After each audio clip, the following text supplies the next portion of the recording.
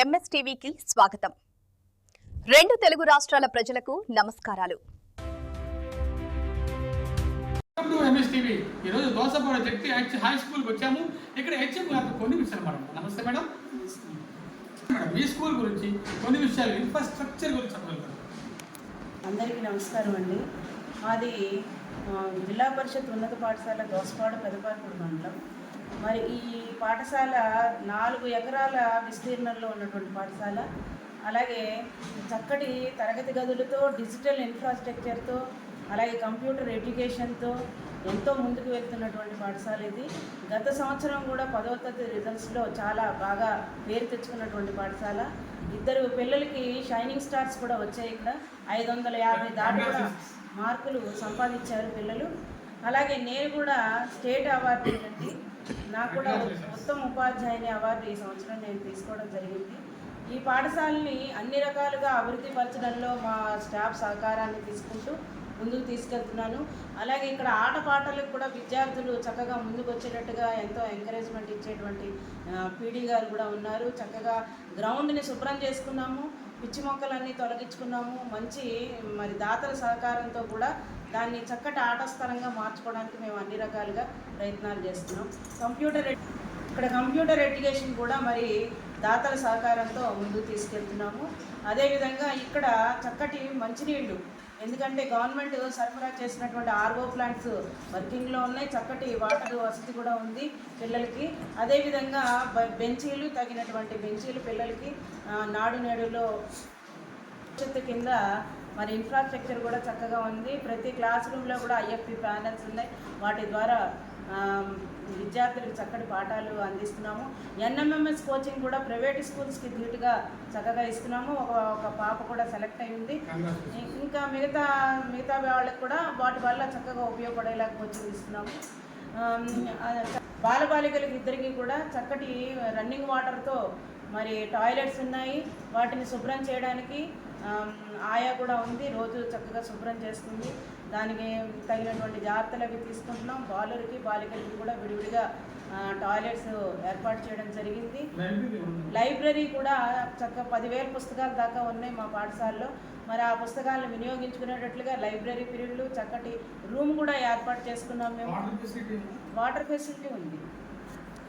Okay madam, మీరు ప్రభుత్వం ద్వారా కానీ మీ ద్వారా కానీ కొన్ని కార్యక్రమాలు, మెథడ్స్ అంటే టీచింగ్ బేస్ ఎలా ఉంది? మీ టీచింగ్ ఎలా పొందిస్తున్నారు? ఇక్కడ 1వ తరగతి నుంచి ఉందండి ఈ పాఠశాలలో. కాబట్టి జిఎఫ్ఎల్ఎన్, ఎఫ్ఎల్ఎన్ అన్ని కూడా చక్కగా 2 ఎస్టీటీలు ప్రొవైడ్ చేయడం జరిగింది ఇక్కడ ప్రభుత్వం వారు. మరి వాళ్ళిద్దరు సహకారంతో ఇంకా ముందుకు తీసుకెళ్తున్నామండి. పిల్లలందరూ కూడా చక్కటి విద్యా ప్రమాణాలని చూపిస్తున్నారు ఇక్కడ. 1 నుంచి 5 తరగతి చదివేటువంటి విద్యార్థులు, అలాగే 6వ తరగతి నుంచి చదివే విద్యార్థులకు ప్రత్యేకమైనటువంటి తరగతులు కూడా నిర్వహిస్తున్నాం. ఎందుకంటే ప్రైవేట్ పాఠశాలలకి సమానంగా చెప్పించాలనే ఉద్దేశంతో 4 to 5 మరి టీచర్స్ అందరి సహకారంతో ఏ సబ్జెక్ట్స్లో వాళ్ళు వెనుకబడి ఉన్నారో వాళ్ళకి జూన్ నుంచే 4 to 5 1 గంట టీచర్స్ అందరితో కూడా ప్రత్యేకమైనటువంటి శిక్షణ ఇప్పిస్తున్నాము.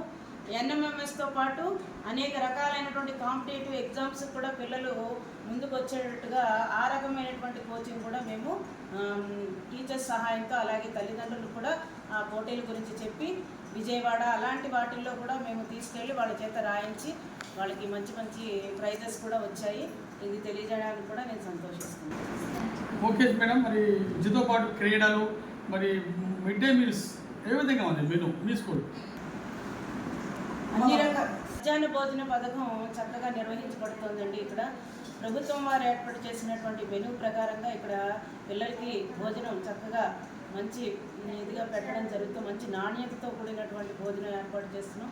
అలాగే చిక్కీలు, రాగి జావ ఇలాంటివి కూడా పోషకాలు అందించేటట్టుగా పిల్లలందరూ వాటిని ఉపయోగించుకునేటట్టుగా ఇక్కడ 100% MDM తీసుకుంటున్నారంటే విద్యార్థులందరూ ఇక్కడే భోంచేస్తారు. క్యారేజీలు ఎవరు తెచ్చుకోవడం అనేటువంటిది లేదు.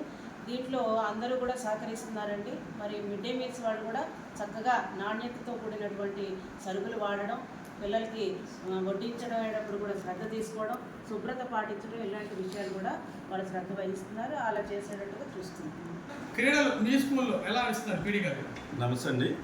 మా పాఠశాలలో విద్యార్థులకి ప్రభుత్వం వారి ద్వారా క్రీడా సామాగ్రి సంవత్సరం విద్యాశాఖ వారి ద్వారా వాలీబాల్స్ కానివ్వండి, footballs, ball badminton bats, rackets, shuttle rackets, balls అన్నీ కూడా ప్రతిదీ స్కిప్పింగ్ రోప్స్ కానీ, క్యారమ్ బోర్డులు కానీ, చెస్ బోర్డులు కానీ అన్నీ ప్రభుత్వాల ద్వారా ఎంఈఓ గారి ఆధ్వర్యంలో ప్రతి పాఠశాలకు అందిండి. వాటిని మా పిల్లలు చక్కగా ఈ పాఠశాల విద్యా కార్యక్రమం ఈ కరిక్యులర్కి ఎటువంటి ఆటంకం లేకుండా అదనపు సమయంలో కో కరిక్యులర్ యాక్టివిటీస్ మా పాఠశాలలో చక్కగా జరుగుతున్నాయండి.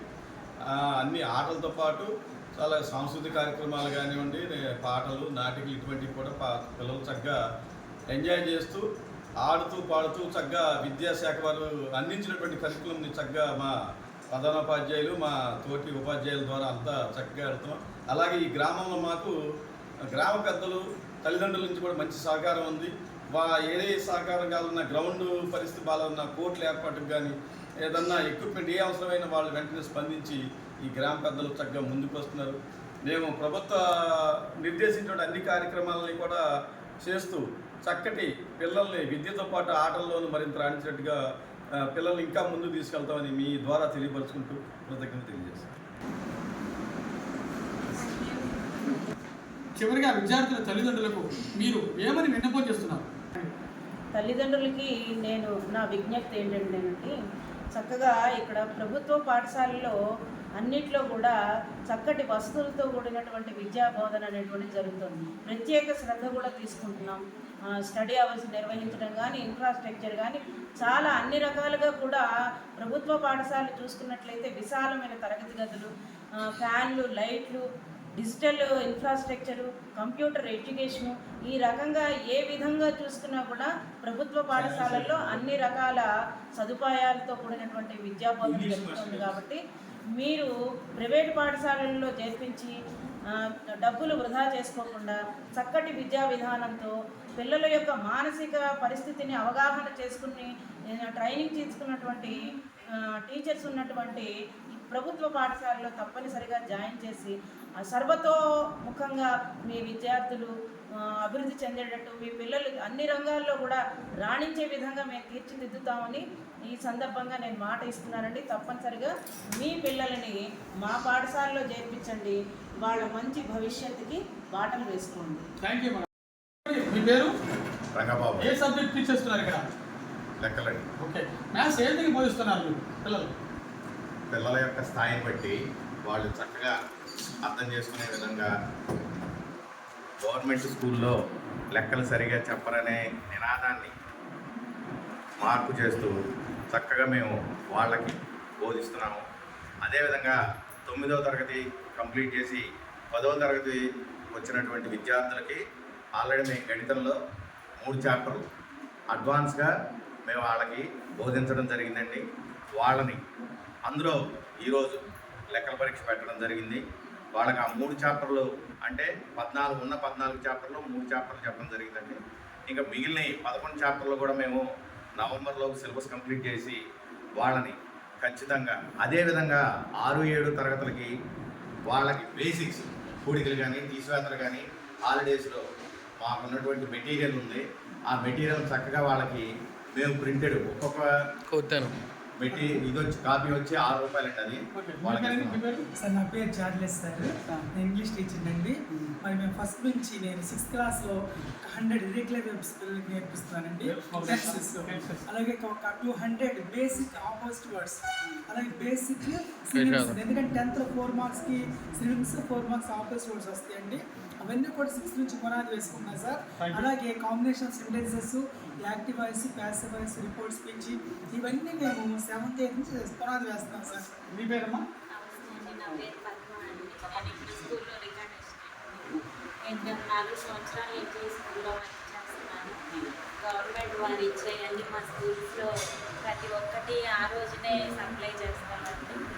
అలాగే 10వ తరగతి విద్యార్థులకు వేరే మండలం వెళ్ళి మా పిల్లలు ఎగ్జామ్ రాయడానికి ఉచిత ప్రత్యేక బస్సు కూడా ఏర్పాటు చేస్తారు మా హెచ్ఎం గారు. మీ పేరమ్మా? నా పేరు మాధవి, నేను కంప్యూటర్ టీచర్గా దోసపడ హై స్కూల్లో కంప్యూటర్ మీద చెప్తారా? గత 6 సంవత్సరాలుగా హై స్కూల్లో వర్క్ చేయడం జరుగుతుంది. పిల్లలు 10th అయిపోయి బయటకు వెళ్ళేలోపు వాళ్ళు కంప్యూటర్ గురించి బేసిక్స్ అన్నీ నేర్చుకొని ఉండాలి అని చెప్పి దాని సహకారంతో మా హెచ్ఎం గారు అనుకోవడం జరిగింది.